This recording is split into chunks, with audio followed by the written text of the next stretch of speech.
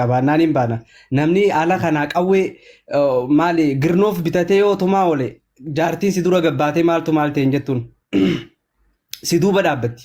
Si duuba dhaabbattee mee deem gabbee ilaale kaasiin jetti. Yoo manni keessi irrina qabaatee hanga namni girnoof tumuun eeggatu shakamii dhageenyaan utaalte. Saniifuu Habiibooche keessattuu dhiirri keenya tokkoffaadha dubartii hogguunii fi walitti dhuftaniin kofoo baafatanii ittiin fiigina.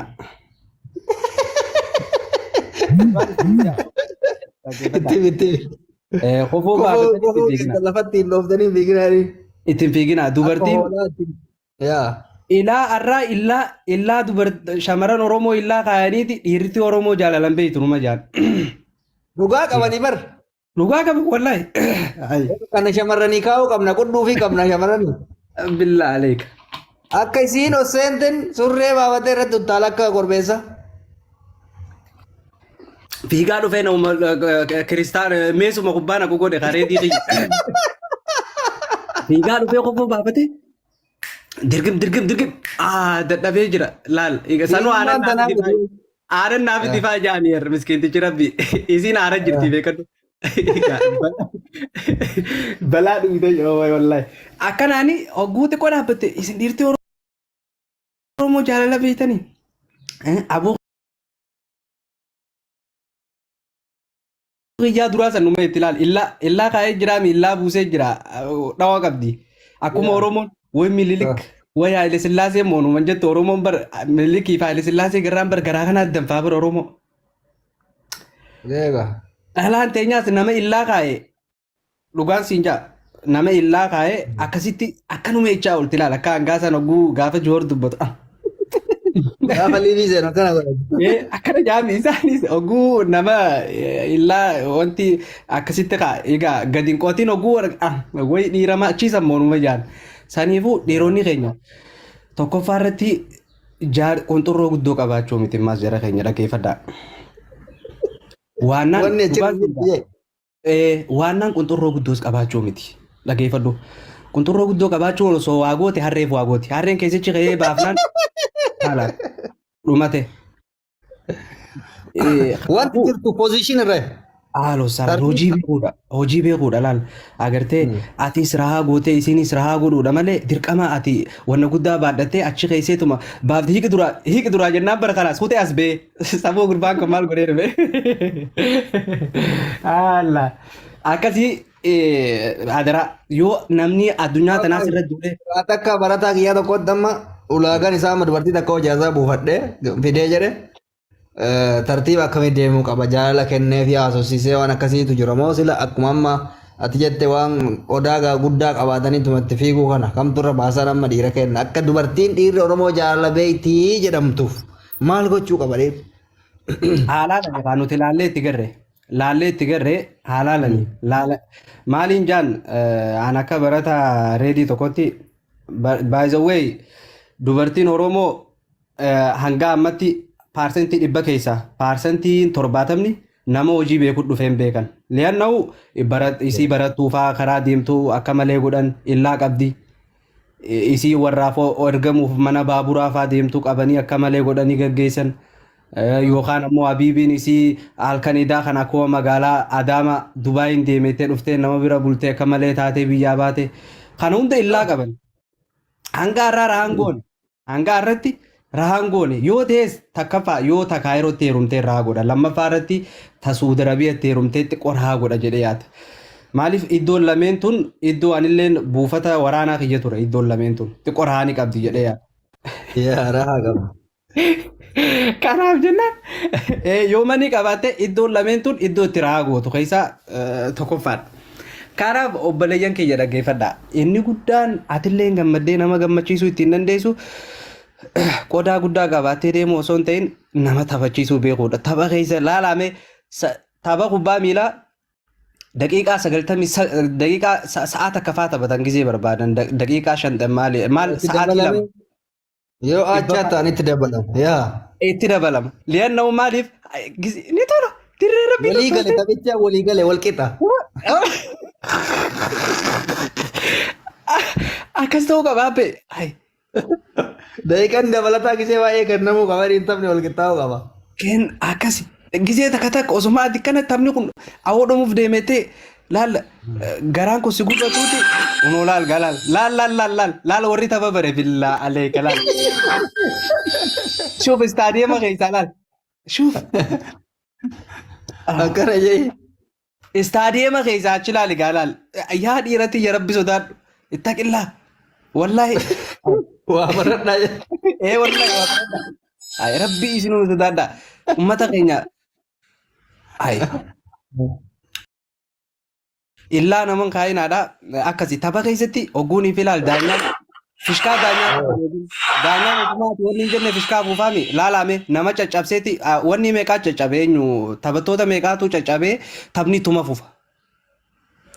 Kanaaf fishkaa dhaggeeffatee wanni hin jiini. Maqaa nutti horaa jedhii walumaa galatti warri dhiira keenya maqaa nutti horaa maaliifi karaa amma jenne kana dubartiin dhiirri Oromoo jaalala beeka akka jedhamuuf carraan akkasii akka nuu kennamuuf.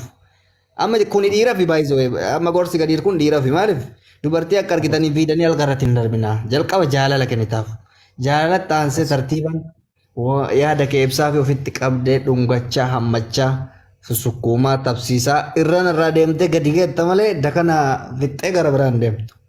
Hin deemne barra koon wanni kiyya siiduuna kabajamtu giifti duree. Obbo Reedii keenya galatoome. Bara Reedii kiyya rakkoo maali beektaa namni keenya qolola irraa naa baasii jedha. Akkuma killee cabsee dhugusanitti dubbii tanaa irraa naa cabsisiin jaabeete. Amma irraa cabsuu san hin dhaqqabnu nuti maaliif xiqqishoo amma ganama ammaas yerooniisi. Amma dubbiin dukkana keessa oloofu sunoo jaalanii rifne qoy warri ifa amsanii waan dukkana keessa akka nama wannoo. Sangaa sarra koo shamarran keenyaati gaa. Arraan tareeraan wooma lama calla qiyaamaa rabbi haa buutu ifaa kana dhaamsitu malee siin jetti. Mee maaliin godhaan ifaa dukkana keessa maaliin godha mee obboleetiiti rabbuma si umsu taadhuuti maal abbaa keetiitiin godhaan ifaa dukkana keessa maal. Akkamitti wal barra akkamitti wal daffarra akkamitti roomaansii goona. Waan akkanaa tana shamarran keenya nurraa dhiisaa dhugaa dubbachuuf an amma meeqaan na harkatti harki bade amma fi yaadachiisee uummanni akka gumaa na gaafatu nan gobeessi. Mana lallaaltii yoo ati harakaata goote ni beekti atuu duraan waan saniif dhufte atiis waan saniif siyaame ni beekta sila ati waan saniif ta'uu baatte dhugaadha harakaanni zigaal kanuma shamarraniiti isiniif beena kana laakiin ifa hula itti fiiti. Meeshaan akkana mee rabbi sodaadhaa. Akkamiin argan jedhiin akkamiin argite jedhiin. Akkamiin agartana.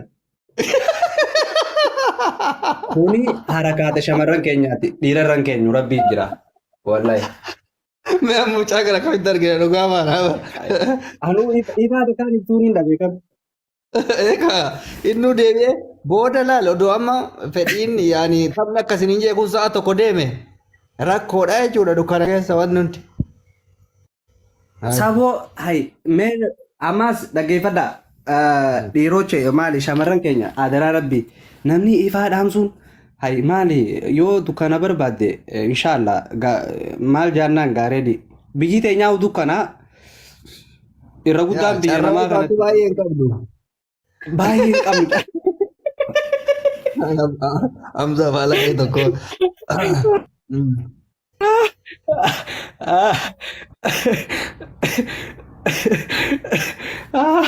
Saniifuu carraa biyya teenya ifaatu hin jirre. Itis okkee rakkoon qabu.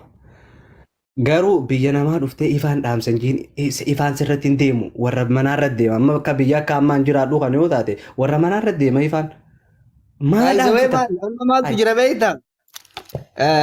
Iftoominni yoo hin jiraanne jaalala keessa iftoomina rakkoon hanqinni jiru dhiiraaf dhalaa birallee iftoomina. Iftoomina jechuun nama takka itti jaalattee itti dhiyaattee itti of kennite taanaan wanti ati irraa of dhoysitu maaltu jira?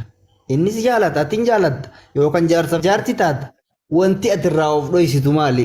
Innuu keeti atis kan isaati qaamni kee qaama isaati.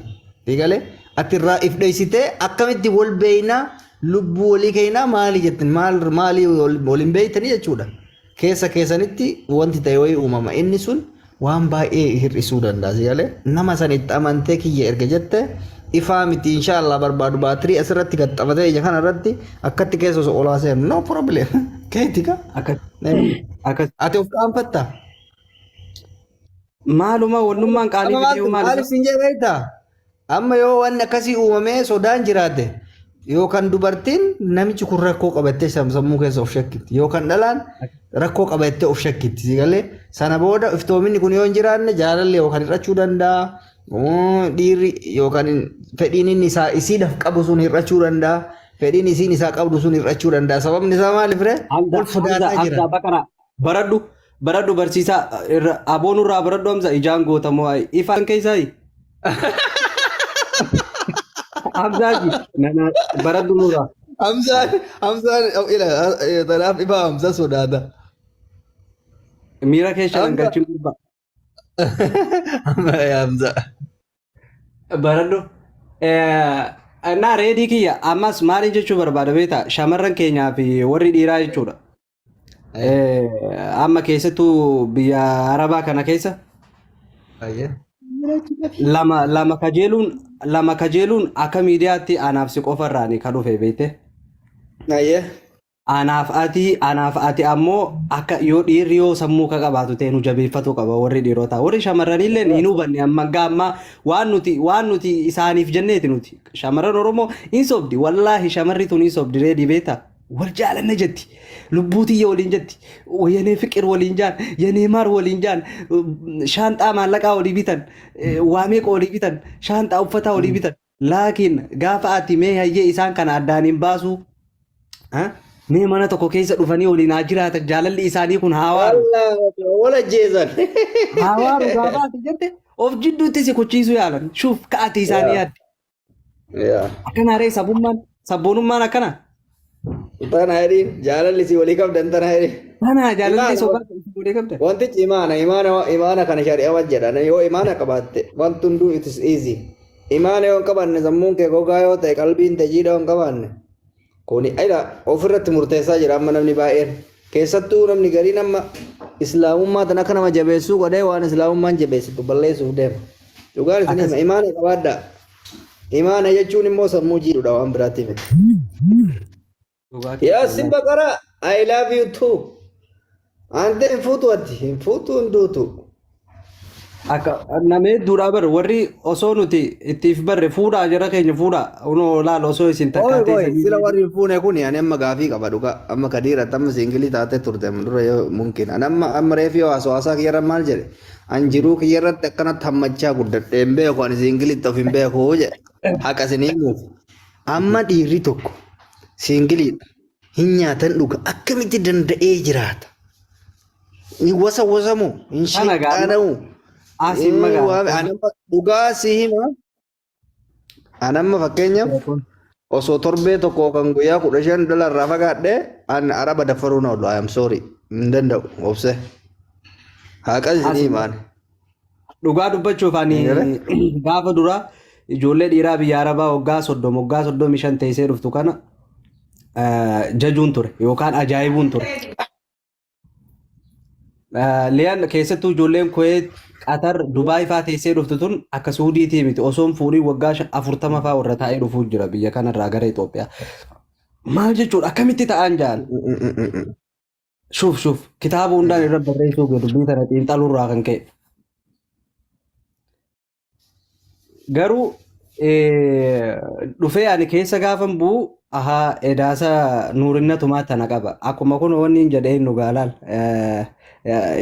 Yaasinoon jedhee namni daabboo xiqqoo kutate akka lukuun oguu firii argate kam qullucca. Wanna wayi si malaal amma tokko wayi jedhan yamanii kanatti nama Oromooti dhageeffadhu. Nama sheekati hiriyaa wayi qaba yamanii kana turanii beeyte. Yamanii kana gisee turan dalagadhu akkas ta'ii guddadhu maali jedheeni gorsaa ture hiriyaan isaa kun. Hiriyaan isaa kun jaartii qaba inni jaartii hin qabu fuudha maasii godha fuudhaa fuutan dhaqqabda.